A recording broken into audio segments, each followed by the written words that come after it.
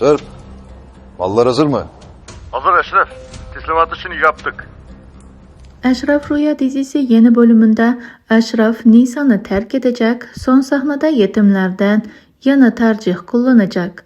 Kadir Ölü Yaşar'la beraber olacak, Faruk'a yeni bir partner gelecek.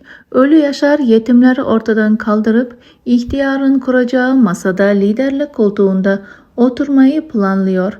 Çiğdem annesi savcı tarafından açığa alınacak ve görevden uzatılacak.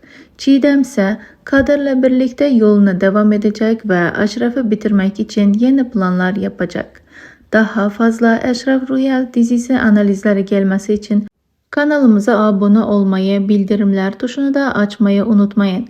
Yorumlar kısmına bolca mavi boncuk, kırmızı kalp bırakırsanız çok sevinirim.